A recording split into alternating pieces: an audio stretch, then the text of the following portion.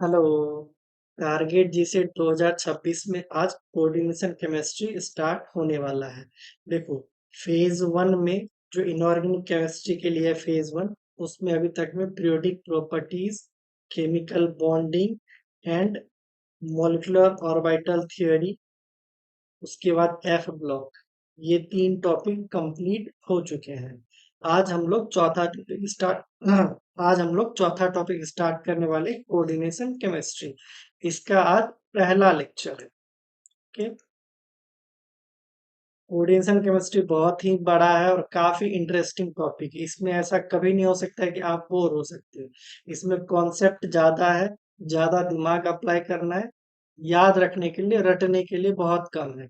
जो भी आपको एक्सेप्शन मिलेगा उसका भी आपको रीजन मिल सकता है। ओके। आज इसका पहला लेक्चर है कोऑर्डिनेशन केमिस्ट्री का। आज के लेक्चर में हम लोग क्या क्या पढ़ने वाले हैं। सबसे पहले तो लिगेंड के बारे में जानेंगे।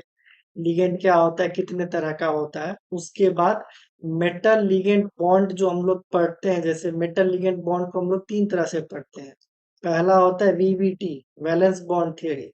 दूसरा होता है सीएफटी, क्रिस्टल फील्ड थ्योरी। और तीसरा होता है एलएफटी, लिगेंड फील्ड थ्योरी।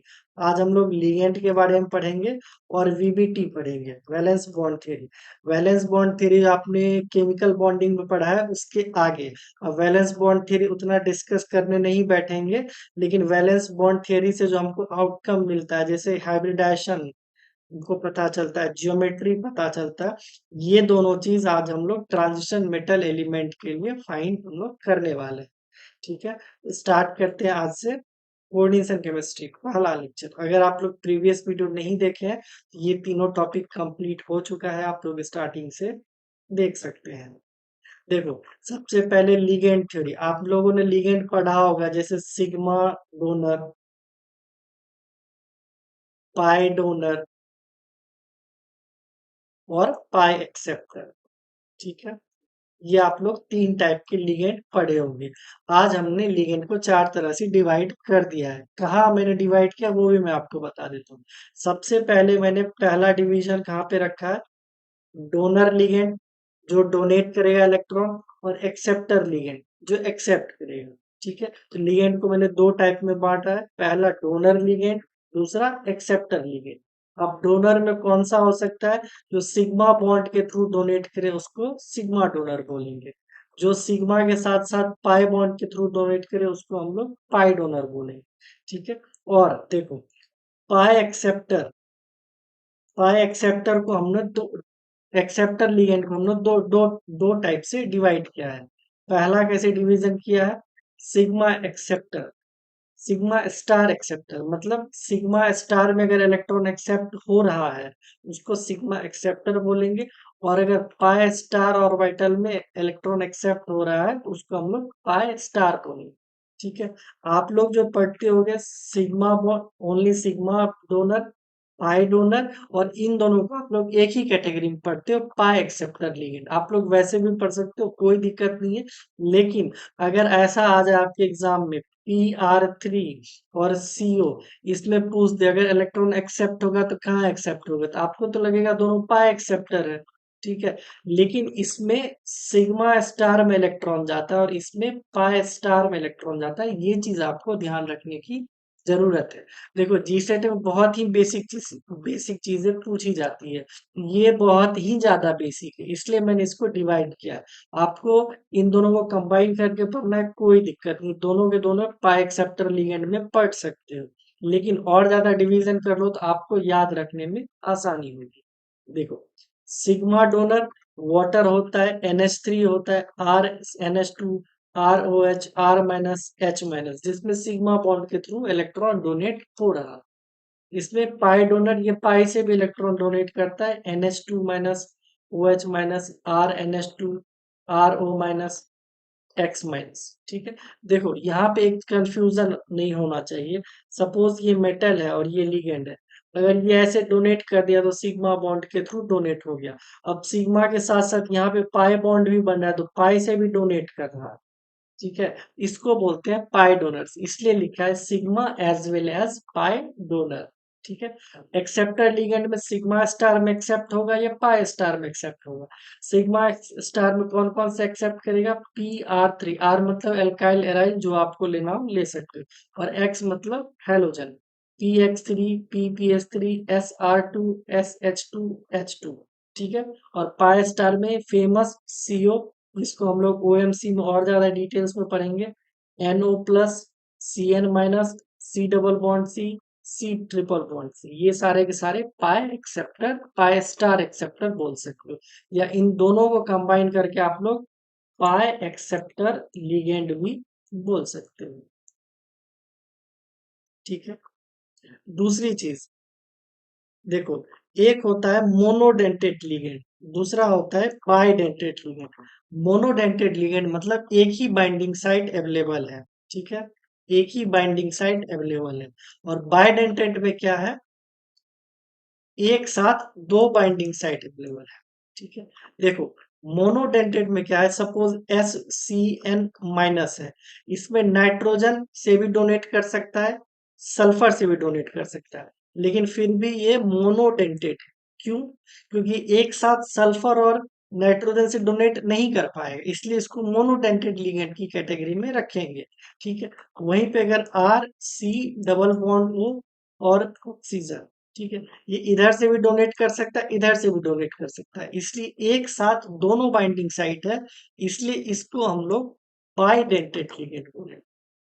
ठीक है। ये ध्यान रखना है। और इसको हम लोग मोनोडेंटेट लिगेंड बोलेंगे। इसके पास भी दो बाइंडिंग साइट है, ऐसा नहीं कि नहीं है, लेकिन ये एक साथ डोनेट नहीं कर पाएगा दोनों से, एक बार में या तो नाइट्रोजन से डोनेट करेगा या सल्फर से डोनेट करेगा। इसमें क्या है, एक साथ दोनों ऑक्सीजन से डोनेट कर सकता है। ठीक है। ये आपको डिफरेंस ध्यान में रखने हैं, मोनोडेंटेट और बाइडेंटेट। ठीक है। अगर आपको दिक्कत हो रहा है, फिर से आप पीछे जाके प्ले कर सकते हो। ठीक है। देखो, कॉन्सेप्ट ऑफ डेंटिसिटी एंड हेप्टिसिटी, ये दोनों टर्म में कंफ्यूज नहीं होना है। देखो, हेप्टिसिटी का टर्म हम लोग ज्यादा यूज करते हैं OMC में। ठीक है। लेकिन डेंटिसिटी और हेप्टिसिटी में कंफ्यूजन रहता है, इसलिए मैंने दोनों को एक साथ यहाँ पे ले आया। देखो, डेंटिसिटी में क्या होता है, how many number of electron pair are donated at a time, मतलब एक ही टाइम पे कितने number of electron pair donate हो रहे हैं, उसको डेंटिसिटी बोलेंगे। जैसे देखो, नेट NH2 जस्ट एक एक पेयर से डोनेट हो रहा है, इसका डेंटिसिटी हो गया 1। ठीक है। Suppose RC double bond O और O, यहाँ पे ये इधर से भी डोनेट कर सकता है, इधर से भी डोनेट कर सकता है, इसलिए इसका डेंसिटी हो गया 2। एक ही टाइम पे कितने सेंटर से डोनेट कर सकते हैं। अब आपसे पूछते SCN-, इसका आपको डेंसिटी पूछे, इसका डेंसिटी आप D = क्या 2 लगाओगे?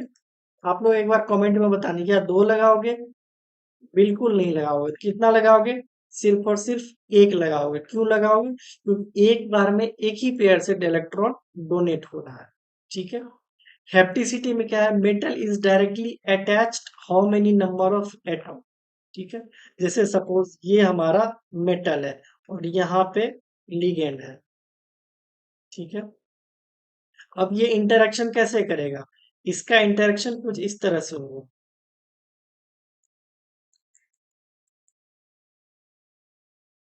ठीक है।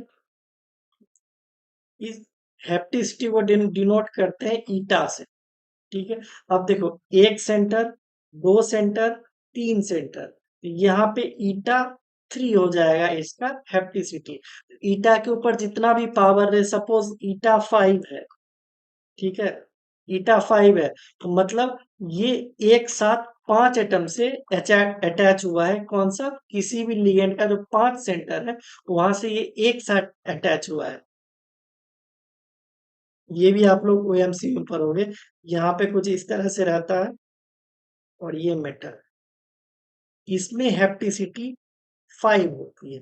ठीक है। तो हेप्टिसिटी में क्या होता है, एक साथ कितने एक साथ कितने एटम से कनेक्टेड है। ठीक है। Metal is directly attach how many atoms of the ligand, मतलब लिगेंड के कितने एटम से एक साथ अटैच्ड है।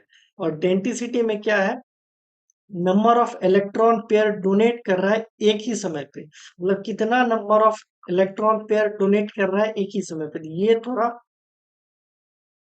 ध्यान रखना है आपको। सॉरी, डेंटिसिटी और हेप्टिसिटी में आप लोग को थोड़ा सा ध्यान रखना है।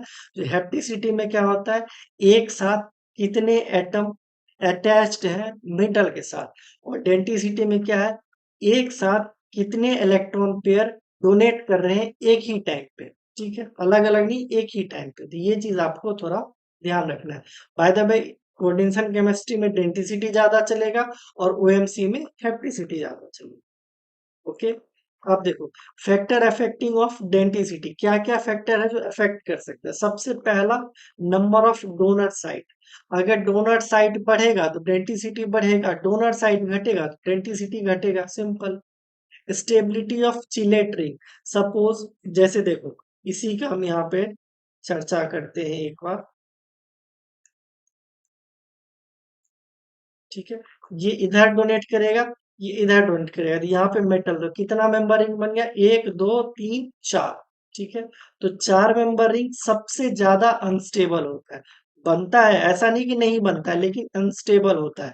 सबसे ज्यादा कौन सा होता है स्टेबल, फाइव मेंबर रिंग, उसके बाद सिक्स मेंबर रिंग, उसके बाद फोर मेंबर रिंग। कहीं कहीं क्या होता है, सिक्स मेंबरिंग ज्यादा स्टेबल हो जाता है फाइव मेंबरिंग से।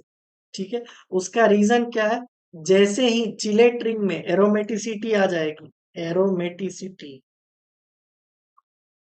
अगर चिलेट रिंग में एरोमेटिसिटी आ गई तो सिक्स मेंबरिंग ज्यादा स्टेबल हो जाएगा फाइव मेंबरिंग से। अगर सिक्स में विदाउट एरोमेटिसिटी, तो आपको फाइव मेंबरिंग ज्यादा स्टेबल मिलेगा। जैसे देखो, सिक्स मेंबरिंग का बात करें, एसिटाइल एसीटोनेट, देखो स्ट्रक्चर ही बना देता हूँ मैं।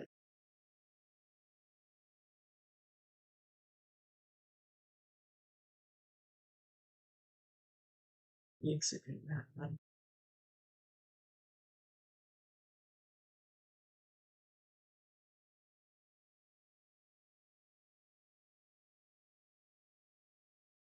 यहाँ पे मेटल है कुछ इस तरह से।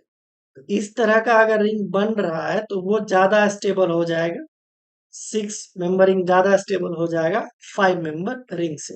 अब देखो, स्टेरिक फैक्टर भी रोल करता है। जैसे सपोज, अगर लिगेंड का साइज लीनियर, सपोज लिगेंड है SCN, इसमें या तो नाइट्रोजन सेंटर से बनेगा या सल्फर सेंटर से बनेगा। यहाँ पे स्टेरिक फैक्टर रोल प्ले करता है, कैसे, अगर सपोज आप यहाँ पे एक मेटल ले आओगे, सल्फर से इधर बाइंड करा दोगे, नाइट्रोजन से इधर बाइंड करा दोगे, तो ये कितना मेंबर का रिंग बन जाएगा, एक दो तीन चार।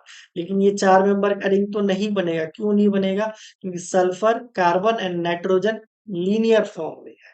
ठीक है, ये sulphur carbon nitrogen linear form में, तो उसको आप टेढ़ा नहीं कर सकते, इसलिए ये एग्जिस्ट नहीं करता है। ये एक बार या तो सल्फर से बाइंड करेगा या नाइट्रोजन से बाइंड करेगा।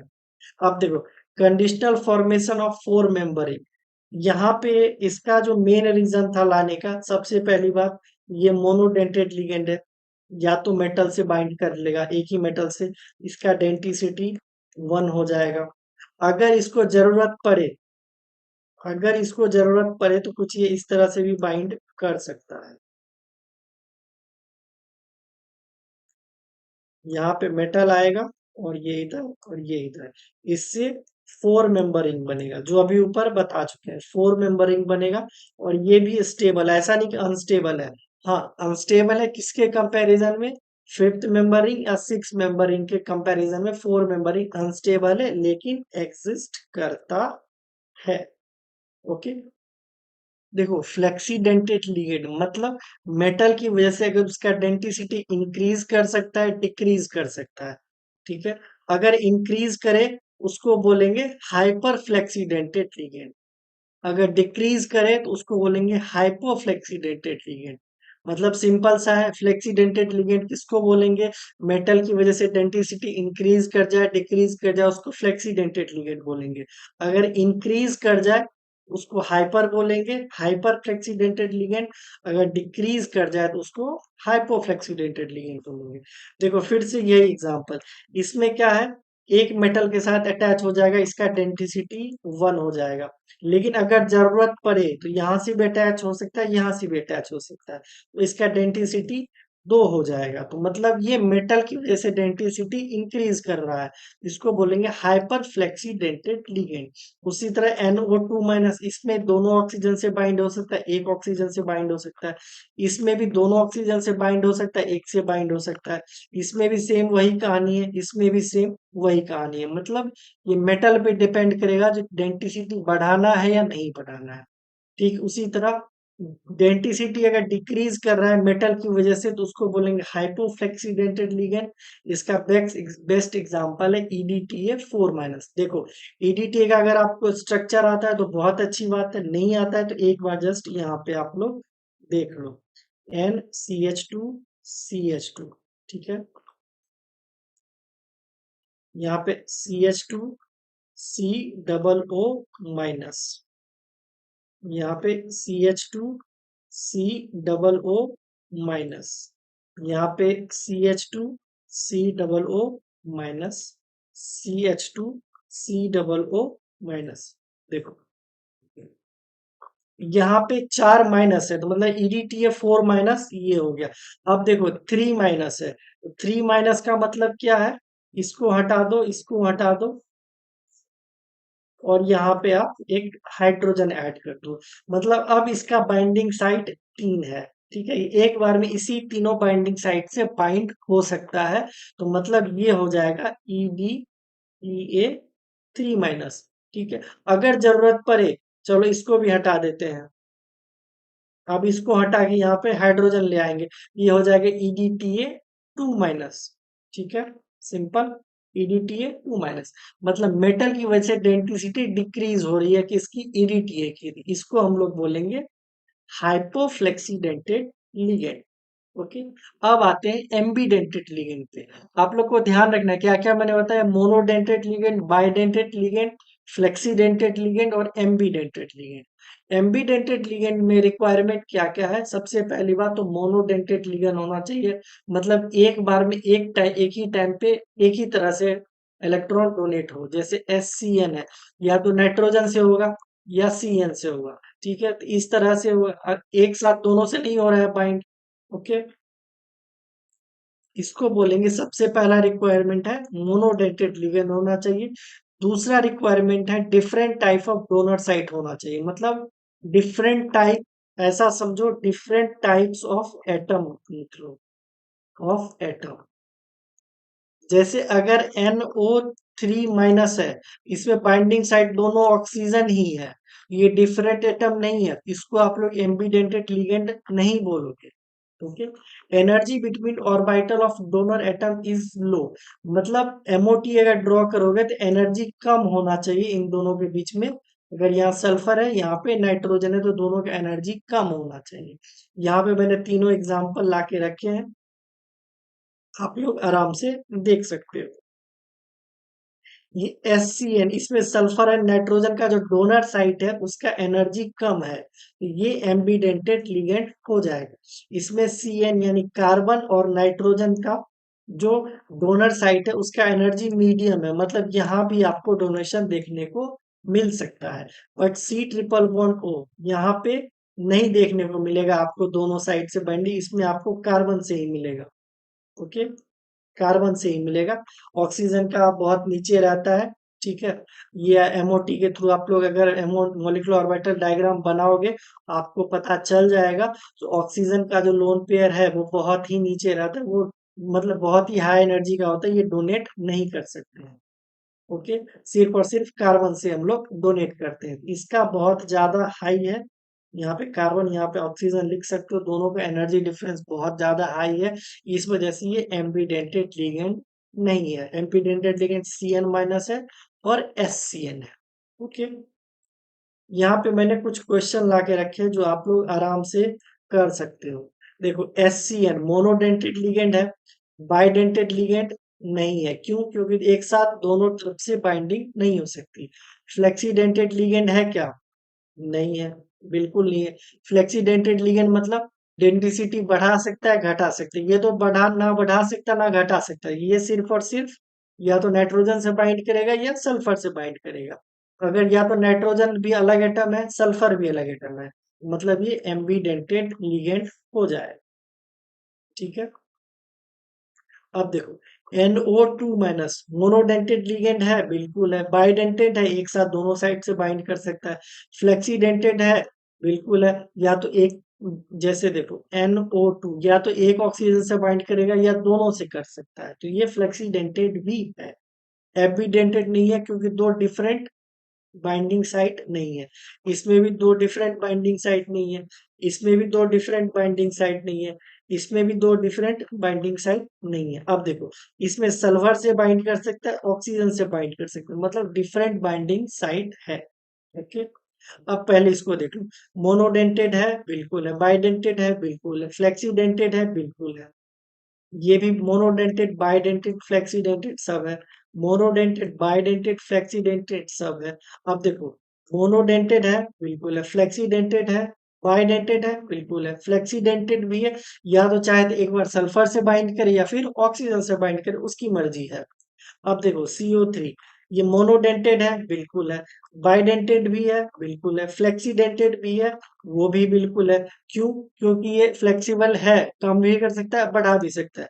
अब एम्बिडेंटेड है या नहीं है? देखो, इसमें जो ऑक्सीजन, दोनों जो बाइंडिंग साइड है, दोनों के दोनों ऑक्सीजन है।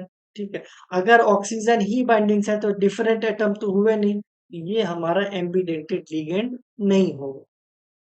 ठीक है। सिंपल।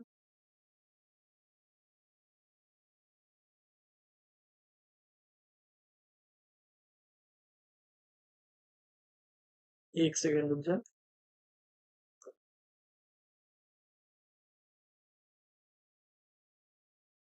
SCN मोनोडेंटेड है, बाइडेंटेड नहीं है, फ्लेक्सीडेंटेड नहीं है और एम्बीडेंटेड है।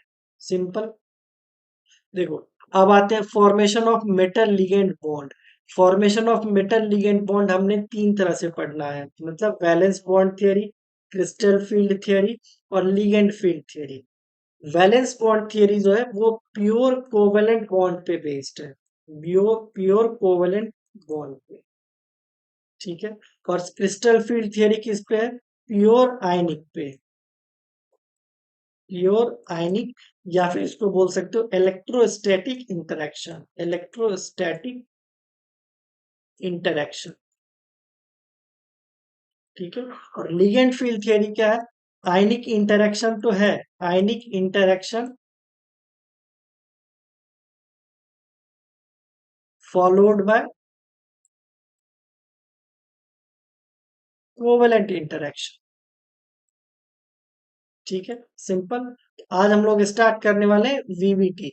वीबीटी से हमको क्या क्या पता चलता है? ज्योमेट्री पता चलता है और हाइब्रिडाइजेशन पता चलता है। सबसे पहले अगर ज्योमेट्री पता करेंगे तो अपने आप हाइब्रिडाइजेशन भी पता चल जाएगा। सबसे पहले कहाँ से स्टार्ट करेंगे? कोऑर्डिनेशन नंबर से। देखो, वीबीटी में जो मेनली हम लोग पढ़ते हैं वो दो टाइप के कोऑर्डिनेशन नंबर पढ़ते हैं। कोऑर्डिनेशन नंबर 6 और कोऑर्डिनेशन नंबर 5। ऐसा नहीं, सॉरी 4। ऐसा नहीं कि 5 एग्जिस्ट नहीं करता, 5 भी एग्जिस्ट करता है, वो आगे आपको देखने को मिल जाएगा। लेकिन वीवीटी में बेसिकली हम लोग कोऑर्डिनेशन नंबर 6 और कोऑर्डिनेशन नंबर 4 ही डिस्कस करेंगे। अब देखो, कोऑर्डिनेशन नंबर 6 पहले ये डिस्कस कर लेते हैं, उसके बाद कोऑर्डिनेशन नंबर 4 पे आगे बढ़ेंगे। कोऑर्डिनेशन नंबर 6 में आपको दो टाइप का मिल सकता है। एक तो होता है विदाउट पी मिक्सिंग, और होगा दूसरा होगा पी मिक्सिंग। मतलब विदाउट पी मिक्सिंग का जो हाइब्रिडाइजेशन होगा वो हो जाएगा D5S। ठीक है। और विथ पी मिक्सिंग का क्या हो जाएगा? sp3d2 या फिर D2sp3। ठीक है। D2sp3 को हम लोग बोलते हैं inner orbital complex. Inner orbital complex. और sp3d2 को क्या बोलते हैं? Outer orbital complex. Outer orbital complex. ऐसा क्यों बोलते हैं वो जस्ट अभी समझ में आ जाए। सबसे पहले स्टार्ट करते हैं D0 से। देखो, D0 में आपको टोटल तीन केस देखने को मिलेगा। इसमें d ऑर्बिटल 3d है, 4s है 4p है। अब देखो D0 में केस 1 में क्या देखने को मिलेगा आपको, सबसे पहले मेटल जो है वो ट्रांजिशन मेटल एलिमेंट होना चाहिए और लिगेंड जो है वो बल्की होना चाहिए। ठीक है, अगर मेटल ट्रांजिशन मेटल एलिमेंट है और लिगेंड बल्की है, उसका जो आपको हाइब्रिडेशन देखने को मिलेगा वो D5S देखने को मिलेगा हाइब्रिडेशन। इसका हाइब्रिडेशन D5S है। यहाँ पे उसका कुछ एग्जांपल दिया गया, आप लोग देख सकते हो। ठीक है, D5S क्या होता है, क्योंकि इसमें D0 है तो टोटल जो आपको हाइब्रिडेशन देखने को मिलेगा वो इतना का देखने को मिलेगा। इसमें p ऑर्बिटल का रोल नहीं है, इसलिए इसको विदाउट p मिक्सिंग बोल रहे हैं। ठीक है, सिंपल। ये इसका हाइब्रिडेशन है, मतलब 3 d ऑर्बिटल है और एक s ऑर्बिटल, इसको p ऑर्बिटल इन्वॉल्व नहीं हुआ है। दूसरा क्या है, मेटल आपको ट्रांजिशन मेटल हुई हो और लिगेंड कोई भी नॉर्मल लिगेंड हो। ठीक है, ये आपको केस 2 में देखने को मिलेगा। देखो ये है 3D, ये है 4s और ये है 4p। अब देखो इसमें d ऑर्बिटल में तो बिल्कुल नहीं है कुछ, इसका जो आपको हाइब्रिडेशन देखने को मिलेगा कुछ इसका इन्वॉल्वमेंट है, मतलब D2sp3।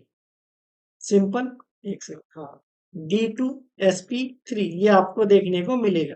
अब देखो d ऑर्बिटल इसमें कौन कौन से इन्वॉल्व हो रहे हैं, इसमें एक्सियल ऑर्बिटल इन्वॉल्व हो रहे हैं, एक्सियल ऑर्बिटल। ठीक है, ये जो तीनों है ये नॉन एक्सियल ऑर्बिटल है, नॉन एक्सियल ऑर्बिटल। अगर आपको इस तरह का कॉम्प्लेक्स दे और आप डिटेल्स में पूछे कौन कौन सा ऑर्बिटल इन्वॉल्व हो रहा है हाइब्रिडेशन में, इसमें आप लोग डायरेक्ट लिख सकते हो dx square minus Y square dz square, क्योंकि ये दोनों एक्सियल ऑर्बिटल है। उसके बाद 4s और 4px, यानी तो 4 हटा दो, s एक ही है, उसके बाद px py एंड pz। इतने ऑर्बिटल इन्वॉल्व हो रहे हैं कि इसमें जब मेटल ट्रांजिशन मेटल हो और लिगेंड कोई नॉर्मल सा लिगेंड हो। सिंपल। अब देखो तीसरा टाइप, इसमें मेटल आपको नॉन ट्रांजिशन, नॉन ट्रांजिशन और लिगेंड कोई भी नॉर्मल लिगेंड हो। ठीक है, ये कौन सा है, एस है, ये पी है, ये डी है, ये फिर एस है, ये फिर पी है, मतलब 4p है, 4s है, 3d है, 3s है, 3p है। सिंपल, इसका जो हाइब्रिडेशन होगा वो sp3d2 होगा। ठीक है, इसमें कौन सा होगा, sp3d2, sp3d2। इसका एग्जांपल एल्यूमिनियम का ये H2O 6+3। सिंपल, इसका अगर आपको ओवरऑल लिखना हो तो लिख सकते हो D0 में पहला, दूसरा और तीसरा।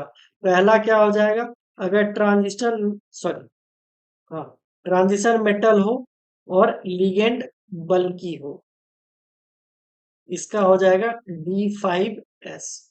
दूसरा, ट्रांजिशन मेटल हो और लिगेंड नॉर्मल, ये हो जाएगा D2sp3। और तीसरा सबसे लास्ट, नॉन ट्रांजिशन मेटल हो, नॉन ट्रांजिशन मेटल हो और लिगेंड कोई नॉर्मल हो, ये हो जाएगा sp3d2। सिंपल, आगे बताओ। अब देखो D1 D2 D3 इन तीनों का सेम ही कॉन्फ़िगरेशन बनेगा, कुछ इसमें चेंज नहीं होगा। सबसे पहला देखो, अगर D1 ले तो एक इलेक्ट्रॉन यहाँ पे आएगा, अगर D2 लोगे तो एक इलेक्ट्रॉन यहाँ पे आएगा, D3 लोगे तो एक इलेक्ट्रॉन यहाँ पे आएगा। इसके पास बच क्या जाएगा, 2D का बचेगा, एक P का बचेगा और एक 4P बचेगा। मतलब इसका हाइब्रिडेशन हो जाएगा D2sp3। देखो बाहर वाला जो d ऑर्बिटल है ये इन्वॉल्व नहीं हुआ है बॉन्डिंग में, इसीलिए इसको बोलते हैं inner orbital complex, inner orbital complex. ठीक है, सिंपल। या D1 हो, D2 हो, D3 हो, ये दो d ऑर्बिटल लेगा, एक s लेगा और तीन p ऑर्बिटल लेके ये हाइब्रिडेशन बना देगा D2sp3। ये किस किस में वैलिड है? D1, D2 एंड D3 के लिए वैलिड है। सिंपल। नेक्स्ट देखो, अब D4, 5, 6, 7 इसमें दो केस बनने वाले हैं। देखो कैसे, एक, दो, तीन, चार। अब देखो अगर ऐसा है तो सिर्फ एक ही बच रहा है, और इसमें हमको या तो D2sp3 के पास लेके जाना है या sp3 D2 के पास लेके जाना है। सिंपल। इसमें दो केस जो बनेंगे, पहला होगा अगर स्ट्रॉन्ग लिगेंड है, स्ट्रॉन्ग लिगेंड है, या दूसरा फिर वीक लिगेंड है, वीक लिगेंड। ठीक है। अगर स्ट्रॉन्ग लिगेंड है तो वो क्या करेगा? पेयरिंग करवा देगा। सिंपल। अगर स्ट्रॉन्ग लिगेंड है तो पेयरिंग करवा देगा, मतलब अगर D4 है तो एक, दो, तीन, चार। सिंपल। तो ये इतना इसका हाइब्रिडेशन में इन्वॉल्व हो जाएगा। तो अगर स्ट्रॉन्ग फील्ड लिगेंड है तो उसका हाइब्रिडेशन हो जाएगा D2sp3। अगर वीक फील्ड लिगेंड है तो क्या हो जाएगा? वीक फील्ड लिगेंड है तो पेयरिंग करवा नहीं पाएगा, तो एक, दो, तीन, चार। ठीक है। इसका हो जाएगा sp3d2। ठीक है। इसका हो जाएगा sp3d2। अब देखो बाहर वाला d ऑर्बिटल यूज हुआ है, तो ये हो जाएगा outer orbital complex, outer orbital complex. ठीक है। इसमें इनर वाला d ऑर्बिटल यूज हुआ तो वो हो जाएगा इनर ऑर्बिटल कॉम्प्लेक्स। ठीक है। इसमें एक चीज और आप लोग क्या इसमें एक और पॉइंट ऐड क्या कर सकते हो? अगर अनपेयर्ड इलेक्ट्रॉन है तो वो हो जाएगा पैरामैग्नेटिक, पैरामैग्नेटिक। अगर पेयर्ड इलेक्ट्रॉन है तो वो हो जाएगा डायमैग्नेटिक। इसमें तो मैंने सिर्फ D4 का करके दिखाया, चलो आपको D7 तक का करके दिया। देखो एक, दो, तीन, चार, पांच, छह। अब देखो यहाँ पे तो एक साथ हो सकता था अगर स्ट्रॉन्ग फील्ड लिगेंड है तो, लेकिन होता क्या, स्ट्रॉन्ग फील्ड लिगेंड इसको उठा के इधर फेंक देता है। ठीक है। जस्ट इसको उठा के इधर फेंक देता है और सिर्फ एक ही इलेक्ट्रॉन है, इधर फेंक के ये अपना D2sp3 बना लेता है। ठीक। यहाँ पे तो कोई मतलब ही नहीं है, 3D का तो इन्होंने यूज ही नहीं किया है। ठीक है। इसीलिए इसमें जस्ट आपको D7 में कंफ्यूजन होता, क्योंकि अगर हम पेयर कर भी देते हैं, सपोज ये D6 है। ठीक है। D6 तक तो ठीक है, हमारे पास 3D में दो ऑर्बिटल अवेलेबल है जो बॉन्डिंग में जा सकता है। तो D7, तो होता क्या है ना, इस इलेक्ट्रॉन को यहाँ पे ऐसे कर सकते हो, एक सेकेंड, ऐसे उठा के फेंक देता है और D2sp3 आराम से बना लेते हैं। ओके। अब देखो D8 D10 में सिंपल सी बात है, एक, दो, तीन, चार, पांच, छ, सात, आठ, इतना। इसमें अगर वीक फील्ड लिगेंड है या स्ट्रॉन्ग फील्ड लिगेंड है तो भी सिर्फ और सिर्फ sp3d2 ही बनाएगा, sp3d2। और ये हो जाएगा आउटर ऑर्बिटल कॉम्प्लेक्स। सिंपल। इसमें कुछ खास ऐसा नहीं है। आपको करना क्या है, सबसे पहले अगर कोई भी मेटल है कॉम्प्लेक्स दे, उसमें देखना ऑक्सीडेशन स्टेट मेटल का क्या है, उस ऑक्सीडेशन स्टेट मेटल का, उसके बाद डी इलेक्ट्रॉन काउंट करना है, डी इलेक्ट्रॉन काउंट करना है और इस पे बिठा देना है। सिंपल। इसमें D0 से लेके D10 तक के सारे हैं। नहीं होता है तो ओवरऑल फिर से लिख लो। देखो D0 में तीन केस था। पहला, ट्रांजिशन मेटल हो, लिगेंड बल्की हो, उसका क्या हो जाएगा? D5s। दूसरा, ट्रांजिशन मेटल हो, लिगेंड नॉर्मल हो, इसका हो जाएगा D2sp3। अगर नॉन ट्रांजिशन मेटल हो, नॉन ट्रांजिशन मेटल हो और लिगेंड नॉर्मल हो, ये हो जाएगा sp3d2। उसके बाद देखो D1 से लेके D3 तक ये ट्रांजिशन मेटल है और लिगेंड कुछ भी हो। अब देखो लिगेंड्स का यहीं पे रोल था, अब यहाँ पे लिगेंड नॉर्मल हर किसी में लिख सकते हो। इसका हो जाएगा D2sp3। उसके बाद D4 से लेके D7 तक इसमें दो केस है। अगर स्ट्रॉन्ग फील्ड लिगेंड है तो पेयरिंग करवा देगा, तो इनर ऑर्बिटल कॉम्प्लेक्स बनेगा। इनर ऑर्बिटल कॉम्प्लेक्स ये हो जाएगा D2sp3। और अगर वीक फील्ड लिगेंड है तो पेयरिंग नहीं करवाएगा, आउटर ऑर्बिटल कॉम्प्लेक्स बनेगा, ये हो जाएगा sp3d2। उसके बाद D8 से D10 तक सबके सब स्ट्रॉन्ग फील्ड लिगेंड हो या वीक फील्ड लिगेंड हो कोई फर्क नहीं पड़ने वाला है, ये आउटर ऑर्बिटल कॉम्प्लेक्स ही बनाएगा sp3d2। सिंपल, आपको इतना ही याद रखना है। अगर उतना डिटेल्स में नहीं समझना है तो ये स्लाइड आप लोग के लिए बहुत ज्यादा इंपॉर्टेंट हो जाएगी, अगर आप लोग रटने में विश्वास रखते हो तो। वरना मैं तो बोलूंगा डिटेल्स में देखो, ज्यादा केस है ही नहीं। D0 का 3 केस है, D1 से D3, फिर D4 से D7 का 2 केस है, फिर D8 से D10। ठीक है, तो बहुत ही इजी है। नहीं होता है आप लोग स्टार्टिंग से फिर से देख सकते हो, समझ में आ जाएगा, कुछ ऐसा इसमें रॉकेट साइंस नहीं है। अब देखो कोऑर्डिनेशन नंबर 4, इसमें दो टाइप के ज्योमेट्री बनेंगे। पहला टेट्राहेड्रल बन सकता है, दूसरा स्क्वायर प्लेनर बन सकता है। ठीक है, टेट्राहेड्रल में कौन कौन सा बन सकता है? D3 एस हाइब्रिडाइजेशन या फिर sp3 हाइब्रिडाइजेशन। अब देखो इसमें जो d ऑर्बिटल इन्वॉल्व हुआ है ये नॉन एक्सियल इन्वॉल्व हुआ है। नॉन एक्सियल मतलब dxy dyz और dxz। ये आपको ध्यान रखना है, इसमें नॉन एक्सियल ऑर्बिटल इन्वॉल्व हुआ है dxy dyz एंड dzx। ठीक है, D3 से D3s हाइब्रिडाइजेशन किसका होगा? D0 से लेके D2 तक के, इसमें कुछ भी नहीं देखना है। आपको कॉम्प्लेक्स मिलेगा, कॉम्प्लेक्स में मेटल ऑक्सीडेशन स्टेट फाइंड करना है, वहां से आपको D इलेक्ट्रॉन मिल जाएगा। ठीक है, सिंपल D इलेक्ट्रॉन मिला। अब D इलेक्ट्रॉन अगर D0 से D2 के बीच में है, सिंपली उसको चिपका देना है D3s, जिसका ज्योमेट्री है टेट्राहेड्रल। ओके, अब देखो D2 से D7 वो आपको sp3 मिलेगा, चाहे लिगेंड कुछ भी हो। ठीक है, D8 से D9 ये हाई स्पिन। हाई स्पिन लो स्पिन देखो यहाँ पे मैंने नहीं बताया ना, देखो यहाँ पे स्ट्रॉन्ग फील्ड लिगेंड और वीक फील्ड लिगेंड होता क्या है? स्ट्रॉन्ग फील्ड लिगेंड पेयरिंग करवा देता है तो इसका लो स्पिन हो जाएगा,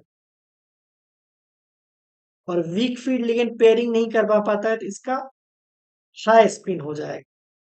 कहना क्या है वो देखो, सपोज D4 है, 1 2 3 4, इसमें वीक फील्ड लिगेंड है तो इसका स्पिन वैल्यू कितना हो जाएगा? 4 × 1/2, ये हो जाएगा 2। ठीक है, अगर इसमें स्ट्रॉन्ग फील्ड लिगेंड आ जाए तो होगा क्या? स्ट्रॉन्ग फील्ड लिगेंड आएगा तो पेयरिंग हो जाएगा। सिंपल, पेयरिंग होगा, एक यहाँ पे एक यहाँ पे। अब इसका आप स्पिन काउंट करो, इसमें नंबर ऑफ अनपेयर्ड इलेक्ट्रॉन कितना है? 0 है। ठीक है, इसका स्पिन वैल्यू 0 मिल जाएगा। सिंपल, तो ये जस्ट समझाने के लिए है high spin and low spin. ये स्लाइड जस्ट जैसे इंपॉर्टेंट था वैसे इंपॉर्टेंट रखो। अब यहाँ पे आ जाओ, अगर D8 से D9 हाई स्पिन है तो वो sp3 होगा, अगर लो स्पिन है तो हम लोग इधर डिस्कस करेंगे। ठीक है, और D10 ये भी आपको sp3 देखने को मिलेगा। मतलब sp3 कौन कौन सा आपको देखने को मिल रहा है, लिख लो यहाँ पे। D2 से D7, D8 से D9 high spin. High spin या नहीं तो वीक फील्ड लिगेंड, क्योंकि वीक फील्ड लिगेंड पेयरिंग नहीं करवाएगा तो स्पिन वैल्यू हाई रहेगा। और D10 ये है सारे के सारे sp3, और D0 से D2 हो जाएंगे D3s। ये भी टेट्राहेड्रल ही है, दोनों का ज्योमेट्री टेट्राहेड्रल ही है, बट हाइब्रिडाइजेशन डिफरेंस है। ठीक है, अब देखो इसमें हम लोग आ जाते हैं। ये है हमारा D8 से D9 लो स्पिन। अब लो स्पिन में भी कौन कौन सा केस बन रहा है, यहाँ पे देखो। D8, D8 कौन सा ले रहे हैं हम, यहाँ पे देख लो। D8 हम लोग लो स्पिन ले रहे हैं। लो स्पिन मतलब पेयरिंग करवाना है हमको। पेयरिंग करवाओगे, 1 2 3 4 5 6 7 8। इसका हैबिटेशन हो जाएगा DSP2। ये हो जाएगा DSP2। जो ध्यान रखने की चीज है वो D9 में ध्यान रखने की चीज है। देखो, 1 2 3 4 5 6 7 8 9। ठीक है, इसमें ध्यान रखने की चीज क्या है,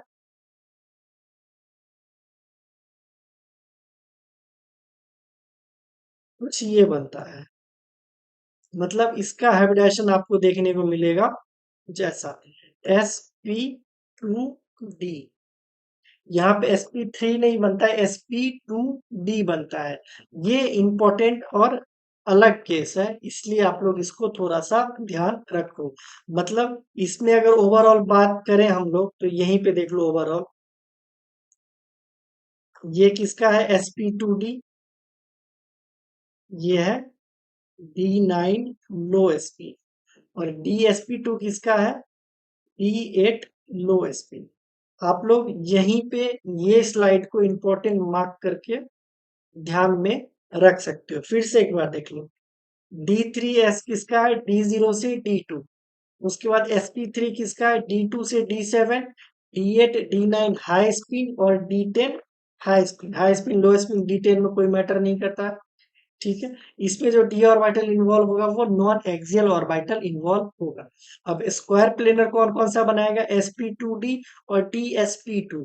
dsp2 कौन बनाएगा, d8 बनाएगा लो स्पिन। और sp2d कौन बनाएगा, d9 लो स्पिन। ठीक है, ऐसे आप लोग कोऑर्डिनेशन नंबर 6 और कोऑर्डिनेशन नंबर 4 का ध्यान रख सकते हो। हाँ, इसमें D10 देखो एक बार। देखो D10 में 1 2 3 4 5 6 7 8 9 10। इसमें डी ऑर्बिटल तो है ही नहीं अवेलेबल, तो बनाएगा क्या ये, sp3। ठीक है, sp3 बनाएगा। ठीक है, D10 मतलब जिंक वाले जितने भी है सारे के सारे sp3 होंगे। वैसे यहाँ पे लिखा गया है D10, लेकिन यहाँ पे जो बताने का रीजन था, उसका रीजन ये है, जो हम लोग कन्वर्टेड D10 सिस्टम भी पढ़ते हैं। जैसे निकेल देखो, इसमें 3d8 4s2 होता है। अगर dn है और 4s है, तो इसमें हम लोग इसको कन्वर्टेड कैसे कर देते हैं, 8 + 2। ये हो जाएगा D10 सिस्टम। ये जो हमारा है ये कन्वर्टेड D10 सिस्टम का है। तो कन्वर्टेड D10 सिस्टम मतलब sp3। ठीक है, कन्वर्टेड D10 सिस्टम को आप लोग डायरेक्ट नॉर्मल D10 सिस्टम की तरह भी यूज कर सकते हो। इसका ज्योमेट्री हो जाएगा टेट्राहेड्रल, और हाइब्रिडाइजेशन तो sp3 ही है। ठीक है, अब इसमें ये लो स्पिन रहे, हाई स्पिन रहे, स्ट्रॉन्ग फील्ड लिगेंड रहे, वीक फील्ड लिगेंड, क्या फर्क पड़ता है, क्योंकि कुछ तो अवेलेबल बचा ही नहीं है जिसमें आप इलेक्ट्रॉन पेयर करवा सको। ठीक है, इसलिए ये भी इंपॉर्टेंट है, कन्वर्टेड D10 सिस्टम वाला एग्जांपल। ओके, तो शायद हो गया। हाँ, वीबीटी कंप्लीट हो चुका है। वीबीटी और लिगेंड के बारे में भी हम लोग देख चुके हैं। अब नेक्स्ट लेक्चर में हम लोग कहाँ से स्टार्ट करेंगे, क्रिस्टल फील्ड थियरी से स्टार्ट करेंगे। ओके, अगर आप लोग प्रीवियस 3 चैप्टर नहीं देखे तो स्टार्टिंग से आप लोग वो भी देख लीजिए, बहुत ज्यादा काम की चीजें हैं। और कोऑर्डिनेशन केमिस्ट्री तो बहुत ज्यादा इंपॉर्टेंट है, काफी हाई वेटेज वाला टॉपिक है, इसलिए। और इसको और जितना अच्छे से पढ़ो उतना अच्छा लगेगा आप लोग। ठीक है, तो मिलते हैं नेक्स्ट वीडियो में कोऑर्डिनेशन केमिस्ट्री के लेक्चर दूसरा, crystal field theory. Thank you.